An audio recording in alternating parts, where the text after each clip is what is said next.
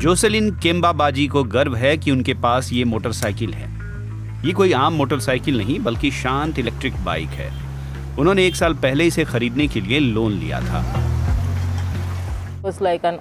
उन्होंने मुझे ऑफर दिया था। मुझे कोई डाउन पेमेंट नहीं देनी थी। उन्होंने मुझे बाइक दी। मैं रोजाना 5,000 युगांडा शिलिंग उन्हें देती हूँ। करीब 2,800 रुपए प्रति माह। जोसेलिन केम्बाबाजी की मोटरसाइकिल टैक्सी सौर ऊर्जा से चार्ज बैटरियों से चलती है, जो युगांडा के लिए एकदम अनोखी बात है। ई मोटरसाइकिलें लेने के बाद उन्हें चलाते हुए उनका कर्ज चुकाने का आइडिया स्टार्टअप ज़ेम्बो का था। ये स्टार्टअप चीन से सस्ती इलेक्ट्रिक मोटरसाइकिलों का आयात करता है। कंपनी अपनी वर्कशॉप में ही बैटरियों को चार्ज करती है। अगर युगांडा की पेट्रोल से चलने वाली सभी मोटर बाइकों को इलेक्ट्रिक बाइकों से बदल दिया जाए तो हर साल कार्बन डाइऑक्साइड उत्सर्जन में 10 करोड़ टन की कमी आएगी। अभी इस देश में पेट्रोल से चलने वाली करीब 6 लाख मोटर बाइकें हैं। युगांडा में हम बाजार की जरूरतों को पूरा करने के लिए हर महीने 12,000 पेट्रोल बाइकों का आयात करते हैं। ये बाइकें इलेक्ट्रिक होनी चाहिए। इन्हें इलेक्ट्रिक बनाने के लिए हमें बैटरी और चार्जिंग की मूलभूत सुविधाओं में निवेश करना होगा। इस बदलाव में लाखों यूरो और बहुत सारे साल खर्च होंगे।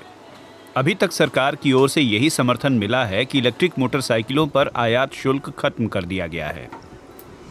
इसके बाद भी ऐसी इलेक्ट्रिक मोटरसाइकिलों का दाम करीब 1,20,000 रुपए तक होता है, जो स्थानीय लिहाज से सस्ती नहीं है।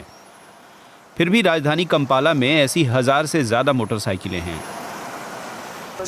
मांग है। चलाने वाले इन बाइकों को पसंद करते हैं। इससे समय बचता है। चलाने का खर्च तेल वाली बाइकों के मुकाबले कम आता है।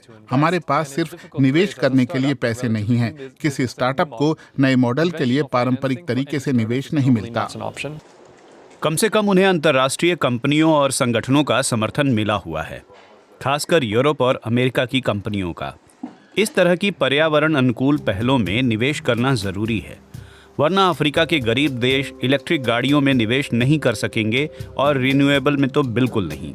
ये उन्हें जलवायु परिवर्तन के प्रभावों से खुद की रक्षा करने में भी मदद करेगा। अफ्रीकन डेवलपमेंट बैंक के मुताबिक 2030 तक युगांडा को इसके लिए 27 अरब यूरो से ज्यादा की जरूरत होगी, लेकिन अभी तक युगांडा को उत्तरी गोलार्ध के देशों से इसकी 10% रकम ही मिली है। WWF भी युगांडा में फंड की कमी की शिकायत करता है। जब तक हम सरकारों से द्विपक्षीय आधार पर या प्राइवेट सेक्टर की कंपनियों से अतिरिक्त निवेश नहीं आकर्षित करते, हम रेंगते हुए तरक्की करेंगे। और अगर हमें जलवायु परिवर्तन के प्रभावों पर जीत हासिल करनी है तो हमें इस तरह के निवेशों को आकर्षित करने योग्य होना चाहिए। ये अब जाकर पिछले जलवायु सम्मेलन में संभव हुआ कि जलवायु परिवर्तन से खास तरह से प्रभावित देशों को हर्जाना देने के लिए एक फंड बन सका। पैसों का भुगतान किया जा रहा है ताकि अफ्रीका के स्थानीय बैंक ज़ेम्बो जैसे इलेक्ट्रिक मोटरसाइकिल स्टार्टअप को समर्थन दे सकें। आप देख सकते हैं कि अफ्रीकी देशों के लिए खास तौर पर अधिक फंडिंग आ रही है। फिलहाल इक्विटी बैंक को ग्रीन क्लाइमेट फंड से मान्यता मिली है, तो हम यकीनन और भी बहुत चीजें करने जा रहे हैं। तो हमें सिर्फ थोड़ा और निडर होकर खुद के लिए लक्ष्य तय करने होंगे और कहना होगा कि हमारे हिसाब किताब का 30% हिस्सा पर्यावरण से जुड़ा होगा। जोसेलिन केम्बाबाजी की बाइक पर्यावरण अनुकूल है और उन्हें अपने निवेश के बारे में कोई अफसोस नहीं है।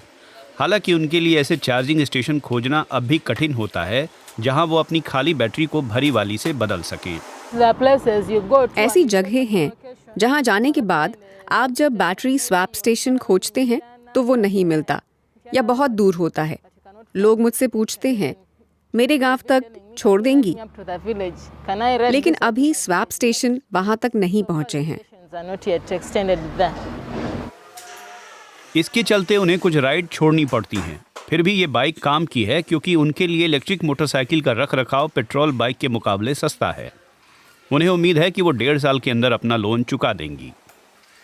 ज्यादातर ग्राहक इसे पसंद करते हैं क्योंकि उन्हें शोर करने वाली बाइकें पसंद नहीं। ये शांत और ज्यादा अच्छी हैं। ये आराम से चलती हैं।